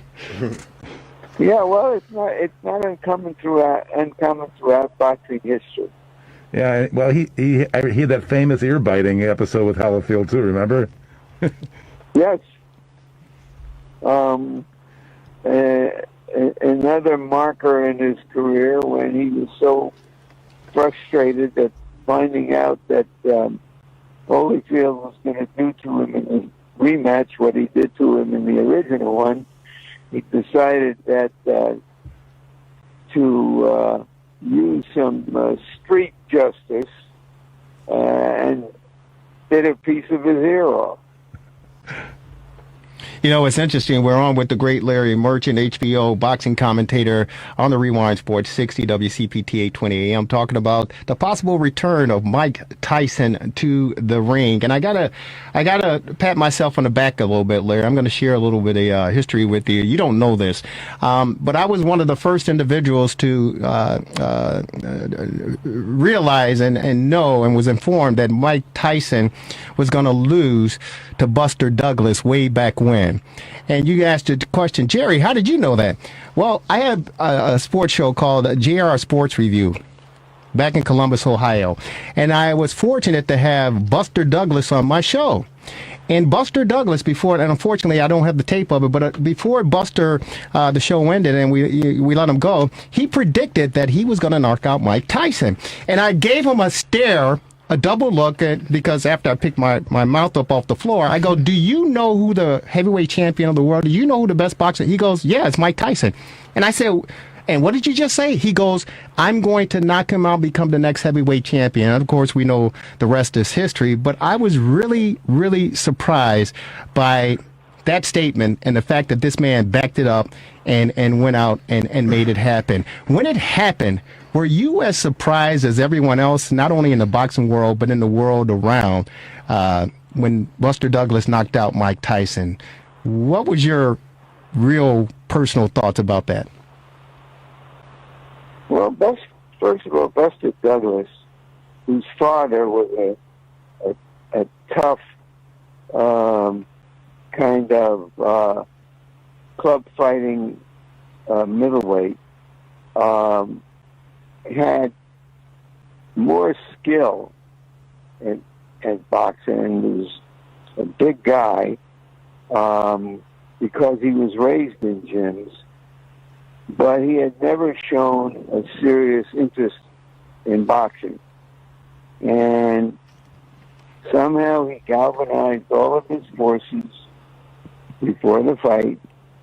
His mother died, which was another inspiration for him. He had something to prove to his father as well as the world, and he seized the opportunity. Most guys didn't trot into the ring on that walk-in when they were fighting Mike Tyson, and he did. And he showed early in the fight that he was willing to take the fight to Tyson, and in the first 2 rounds, it was clear that something was going on. Of course, I was surprised, maybe even shocked, but it made a certain kind of sense, because a fighter like Tyson is either going to fight someone who takes advantage of his aggression to hit him back, which was Holyfield, or a boxer who is going to be able to outbox the Tyson of that time. So here came Douglas. He showed serious intent from the first round on. He didn't just back away. He pummeled Tyson with jabs, and I can recall remarking at that time after the second round that Tyson had probably been hit by more punches in those 2 rounds than we'd seen him get punched in all of his career. An overstatement perhaps, but it reflected what was going on in the ring. Larry, it's the fastest hour in sports conversation. We appreciate you taking some time. We can continue to talk shop with you all night long, and we hope that we'll get an opportunity to catch up with you down the road. And you being safe and everything regarding this pandemic? Yeah, I'm sitting out at a park here in Santa Monica, overlooking the beach and the ocean.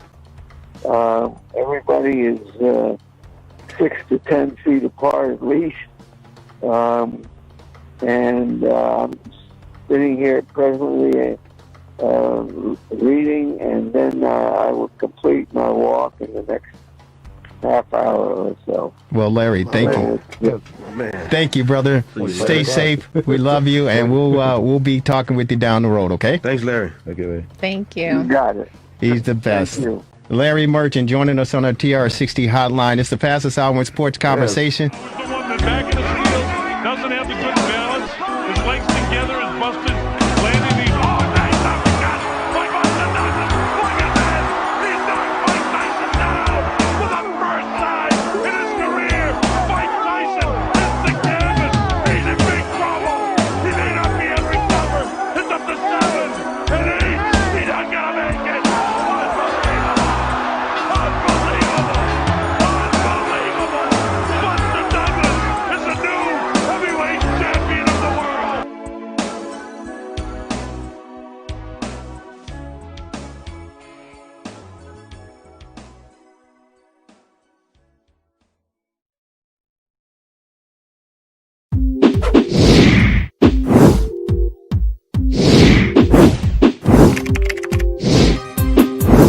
TheRewindSports60.com.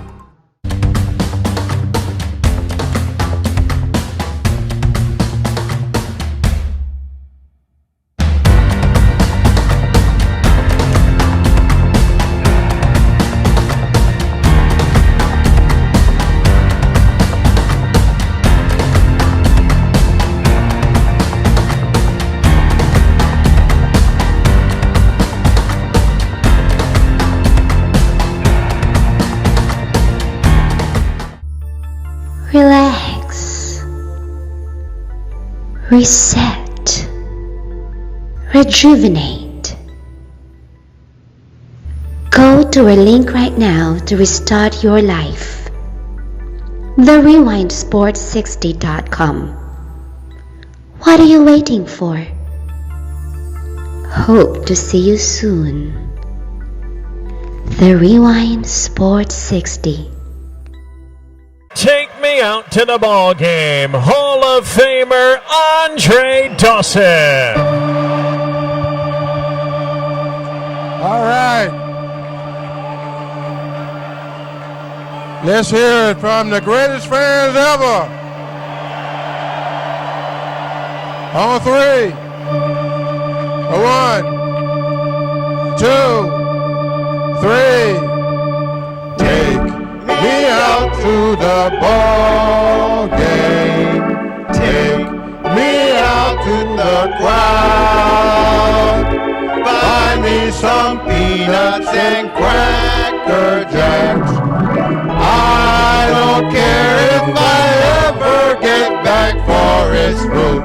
Root for the Cubbies. If they don't win, it's a shame. For it's 1, 2, 3 strikes, you're out at the old ball game. Hey! Get some runs! Thank you.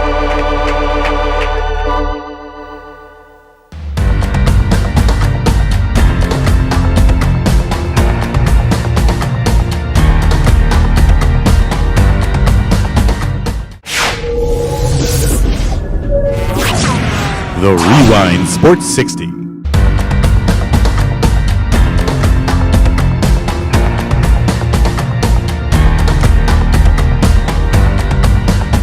He is my man. He's Craig Hodges on our hotline. Craig, how are you? Welcome to the Rewind Sports 60, my man. I appreciate you, brother. Peace and blessings to you and your listening audience during this crazy time, man. Hope all is well. Thank you so very much. And I think everybody is trying to stay as safe and well as they possibly can. This is the fastest hour in sports conversation, Craig. You and I have talked many times in the past few years. We don't have much time to talk about so much that's going on, but we appreciate you taking your time on the Mother's Day to join us on our show to talk Last Dance, man. And I mean, I believe you've been making your media rounds the past couple of days or whatever regarding your comment that you made. And I got to tell you this. I actually agree with what you said regarding Michael Jordan's comment, I think in episode 3, about the cocaine circus.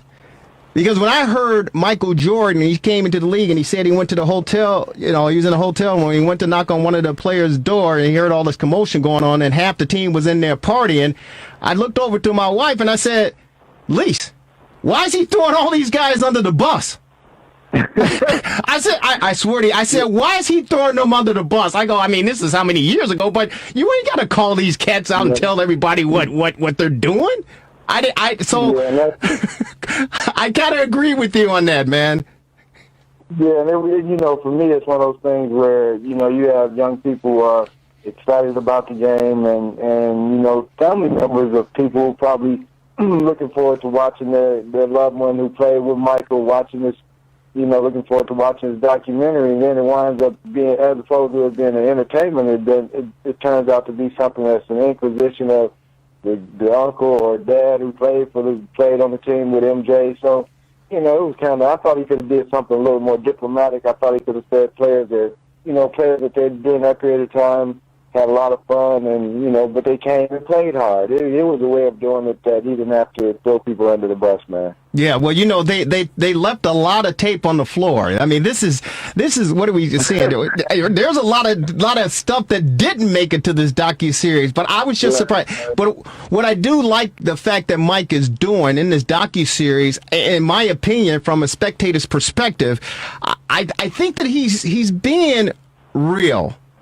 I think that he's, opening up himself to something that he normally hadn't done over the years.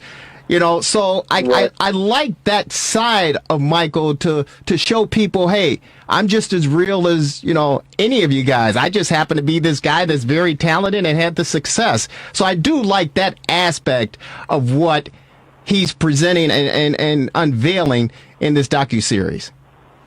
Yeah, I understand where you're coming from, and like you say, to a degree, it's cool that you get some eye-opening facts and that kind of thing.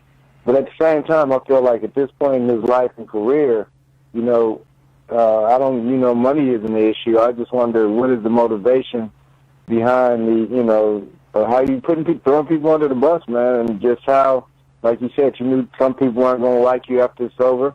I don't know if it's so much from your openness or if it's from you throwing people under the bus from your openness. So to me, it's just a matter of saying, at this point in time, it's a lot of other things that need to be taken care of. And I remind people that this is entertainment, and that we have a lot of things going on within the world and within our communities that we have to, get solutions to. And that's where my mind is. So I'm watching it in somewhat a critique mode, but always with the eye of it being entertainment and commerce involved. Hey, Craig, this is Dan Marver. I'm in the studio with Jerry. How you doing? I'm doing fine. Hey, I loved your book, Long Shot, The Triumph and Struggles of an NBA Freedom Fighter. A lot of good stuff in there. Yeah. Including, of course, the famous White House visit and a number of other things. But I wanted to ask you, being a player and then looking at it, I ask everybody this, and 22 years later, I tell everybody, I just can't believe that really happened, that they broke the team up. In the last dance, you're going to see, it didn't matter if Jackson went 82-0, Krause said. How can that be? That doesn't make any sense to me. And then for me, the way I'm looking at this thing is, it's dead man tells no tale, man. So when we look at how much he's been put on Jerry Krause as him being, being the person that did or whatever, and some of that I'm like, how can the general manager outweigh owner? So if the Bulls go 82-0, how could Jerry Riles break it up? That's what I'm looking at more than Jerry Krause. Well, it's interesting because allegedly, Jerry said, Jerry Reinsdorf supported Jerry Krause, obviously, and said, most of these players, after winning the title, the second three-peat, were on their last leg. And he felt, that was probably the best time to dismantle and break things up because of the grind over, just winning one championship is a grind in its right. And to come back and win a second three-peat, he felt that most of the players on the team that, they didn't have enough left in the tank. So it wasn't a bad business move to make and breaking up the team. Yeah, and I look at it, I understand where he's coming from, try to get the best bang for your buck. Let's have a firehouse sale or whatever you want to call it. But for me, in looking at it, when you understand how to win, you understand how to win, and that you have enough veteran players who have enough left in the tank that you can start to shuffle in guys to be able to maintain, the solidarity of a unit that can go out and win. And once again, he rolled the dice, he broke the team up, and haven't won anything since. So there's kudos to breaking up the squad, I guess. So Craig, I know that there was some feelings after you left the Bulls that you were blackballed. What was that all about? Well, the fact that you can leave the game and be a world champion 2 times over, a consecutive 3-point title, won it 3 times in a row, and have that under your belt, and you're only 32 years of age, and no one would even talk to you. So for me, that was, and then with Latex Wonder told me that, he had called every team on my behalf, and the only time in his career when teams didn't call him back to see the person, see what he was talking about as far as the player was concerned. And when he saw that, he told me it was time for me to start coaching. It's interesting. 2-time NBA champion in 91-92, 3-time NBA three-point champion 90-92. Shot over almost 6,000 points, 563 percent from the field, 40% from three-point land. You were more or less the Colin Kaepernick of that era. And I know a little bit of history about, Craig Hodges and who you are as a person off the court. But do you think during that time that, and any time it's important, but do you think during that time when you made the statement, both physically in your attire going to the White House and verbally, because you approached Michael Jordan and Magic Johnson leading up to the championship to say, we need to make a stance. Did you ever think, hey, maybe I need to step back from this, evaluate it, and pick a different time to make my statement? And that's the thing, man, is that to whom much is given, much is required. And when we get on the professional level, I think we've been blessed to be able to do what we can for less fortunate people, man. So for me, it was a no-brainer. And as far as letting people know what's going on with the struggle of poor people of color, and that's what the letter was about. When I went to the White House, it wasn't about trying to embarrass anybody or trying to that the dashiki was a point of protest. That not at all. It was, this is the garment that I'm supposed to wear, the descendant of African people, when we go to our regal events, and that was the most important event I've ever went to in my life. And I wanted to make sure that at that time that I was going to be able to represent, that portion of our world that's not being, represented, man. And, being able to do it after winning the championship was a great thing. So for me, it was one of those things that had to be done. But at the same time, I realized afterwards that it was going to be some repercussions from it. And at the same time, it was going to be something that my family was going to have to struggle through. And at the point of time that I was doing it, I didn't consider that because I felt like my stats and everything else was well enough for me to get another job. Yeah, you know what? It's interesting. We're on with the great Craig Hodges, former Chicago Bull basketball player, three-point shooting champion, homegrown product of Chicago. That's the one thing I think that many people, and maybe is that what shied some of the players or some of your teammates away from you, is the fact that, they may privately feel and agree with what you stand for, but to jeopardize their reputation and to jeopardize their livelihood, they say they probably step back and say, "Hey, man, you got to handle this on your own." Right, and you look at that, and once again, the conversations that I would speak of publicly, players spoke of openly in the locker room and other places, but they wouldn't do it openly up to the public. So it's one of those things that it happens, man. And for me, and looking back, I feel blessed to be able to have carried the mantle during that period of time of when it wasn't social media, it wasn't popular, it wasn't an event, so to speak. So it was one of those things that was necessary during that period of time so that, keep the movement going, man, until the next person or persons can pick it up. And that's where we are right now. Everybody has to pull their part, man. Yeah, you're absolutely right. And, I hope that, young folks listening in and can learn a little bit more about who you are as a man and who we are as a people and start doing some good things, some smart things, and doing the right thing. Before we let you go, and we really appreciate you taking time out on this Mother's Day to join us, brother. We really appreciate you, and we support you 100%. My question,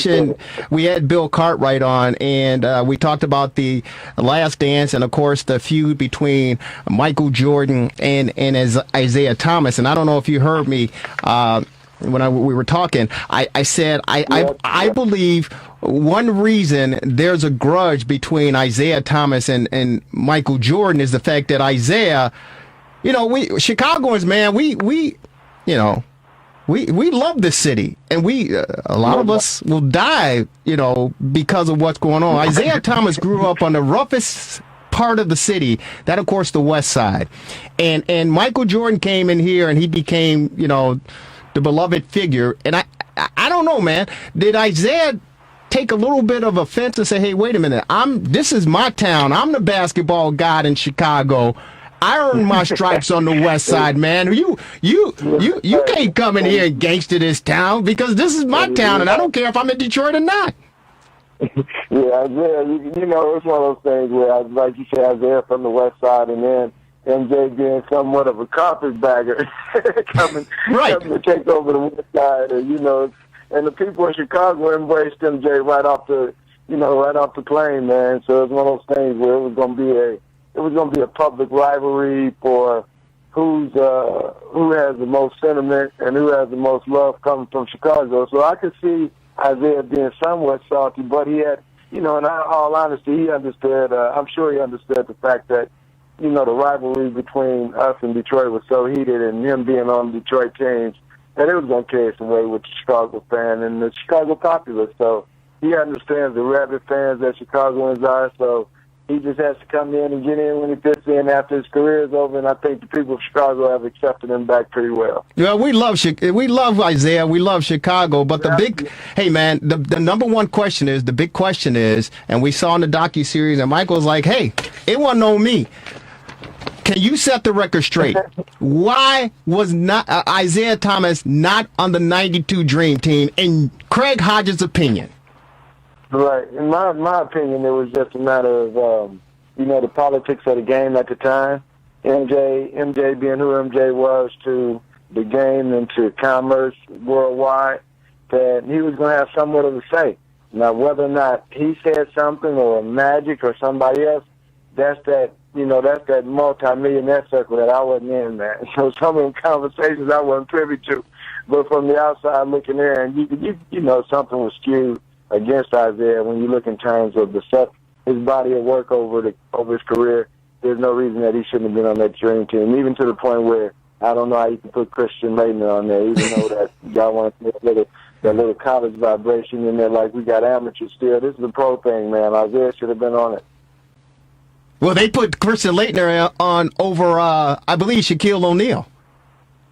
And even that, I'm just saying, it's some things that it is what it is, man. The politics of the game can be ugly sometimes, and when it gets skewed to a point where you can see obvious things go down, obvious to the point where Isaiah should have been on the team, obvious to the point where I should have been signed after we won 2 championships. So there are certain things in the politics of sport that are ugly, but if you look at it and see it for what it is, you can see through it. Yeah, you certainly can. Hey Craig, what are you up to now? I see that your old school, Rich East, is closing down after this year. Yeah, man. What's so crazy, man, is that my elementary school was torn down. My junior high school, they just tore down and getting ready to rebuild another one. My high school is now closed. I'm like, Long Beach, watch out, man. It's crazy, man. I don't understand it. And Park Forest is a crazy thing. Rich East is in the center of Park Forest. Yeah. And with it being gone, man, it's going to be something to see how, the community really reacts to that, man. Yeah. Long Beach better look out, huh? Yeah, that's what he said. Hey, Craig. It's yes. No, hey, it's the fastest hour in sports conversation, brother. We got to let you go, but we certainly don't want this to be the last time. And, of course, it won't be the last time. Any closing remarks before we say goodbye? Well, I want to thank everybody for their support, and I have a documentary and a feature film coming out from the people who produced the show Black Mirror from Britain. So there's some good stuff coming up, man. I want to thank you for your support, and everybody be healthy and safe during this period of time, please. Well, we didn't get a chance to talk about the NBA. Thank you so very much with this pandemic and everything, but we'll certainly invite you back real soon to catch up on some other things. Okay, Craig? Peace. Stay safe and well, brother. We appreciate you. Craig Hodges joining us on our TR60 hotline, and he said, hey, Isaiah should have been on the team. I still believe, Marvelous. Yeah. It's that Chicago thing coming out of Isaiah. But, hey, you know what? It is what it is, the politics involved, and, the last dance. The Rewind Sports 60.